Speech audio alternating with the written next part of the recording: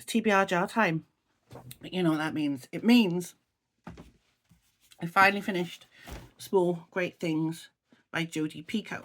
So this story tells the story of a person of colour who's a labour and delivery nurse named Ruth. She starts doing the newborn checks for a baby, a white baby, whose parents are basically white supremacists. They request that she not have anything to do with them and the baby. So a note is put on the baby's file that no white, black American or African American is allowed to touch or have anything to do with this baby. So that's fine. She's not happy about it, but she is so used to this sort of treatment that she carries on.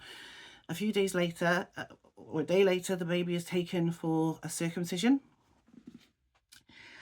And when he comes back, the nurse that's supposed to be looking after him is called away to an emergency, and the only person left is Ruth.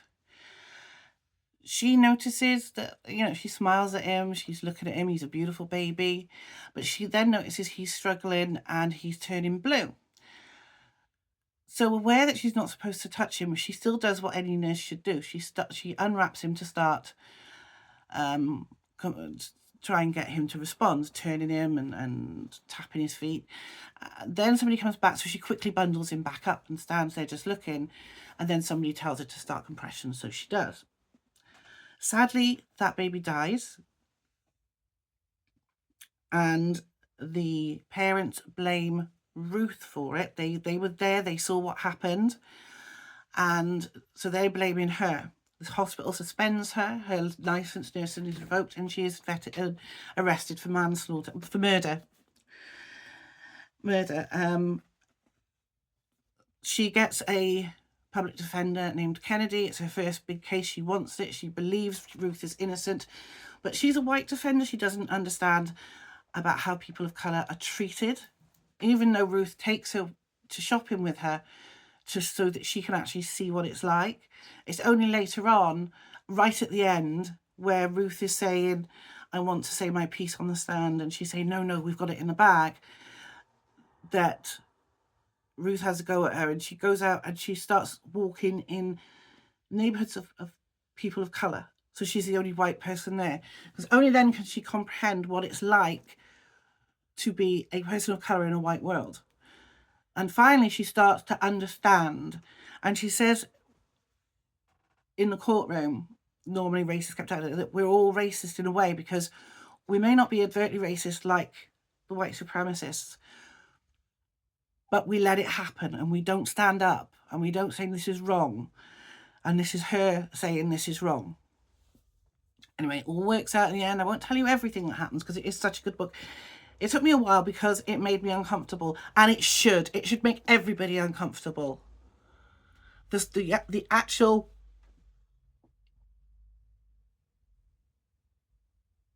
story, actually what happens to Ruth throughout her life, should make everybody, every white person, uncomfortable and ashamed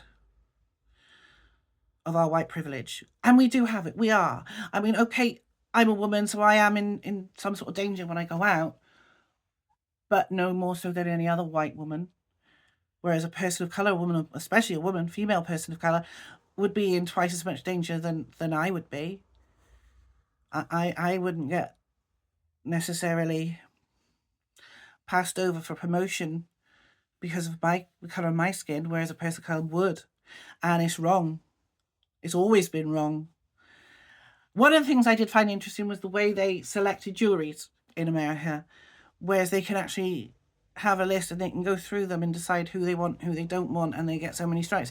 Now, in the UK, it's totally different. Doesn't matter what kind of trial it is. Literally, names are pulled, and I've done jury service, from the electoral register. And you go along to the court, it's usually within your region, but it's not close to where you live. And then the pool of jurors sits there, and then again, they pick. They don't get to see anything about you. You don't have to fill in a questionnaire or anything like that. And they just pick you.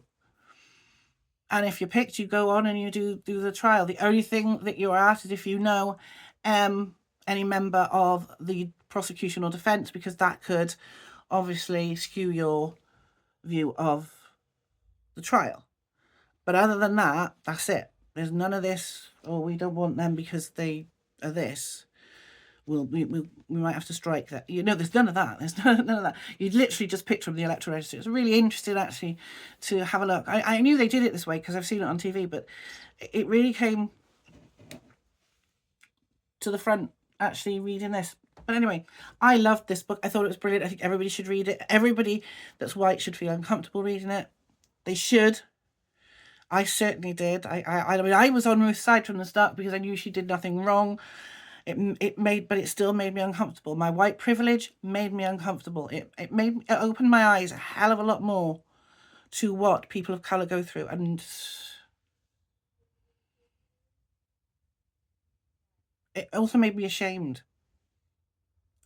for every white person that's ever let a person of colour down, and probably we all have. So, being that, you should read this. On to the jar. What are we going to get next? Hope it's nothing as hard hitting. I could use something a bit lighter. But you never know what the jar will give us. I don't want to lose anything because it's very full. Oh, we got a pink one. Now, the colours don't mean anything. I've said this before. They're just there to make the jar look pretty. Makes it look like a jar of sweets. So, let's have a look. I don't know if you can see that. I can't see it. I don't know what it says up here. From Cornwall with Love. That's going to be a little rom-com. And let me see if I can go and find it. I won't be a second. Well, that took me a while to find. I've got a lot of books, as you know. I've got over 600. Anyway, here we are. From Cornwall with Love by Christina McLaughlin.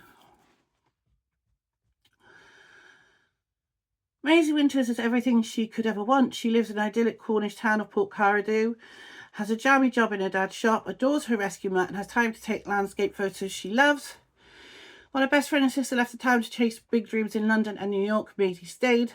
She wouldn't leave her favourite place for anything or anyone. When her longtime crush, Cole McCaffrey, returns from a decade abroad, old feelings start to resurface, and Maisie begins to ask herself if there might be one big thing missing after all. So it's a little rom-com, little cosy, lovely story. This is, how many pages? 300 and something. 382. This is not going to take long. Certainly not take as long as Small Great Things. So you'll be seeing me in another day or two when we do it all again. Hope you've enjoyed this video. See you again soon. Bye, guys.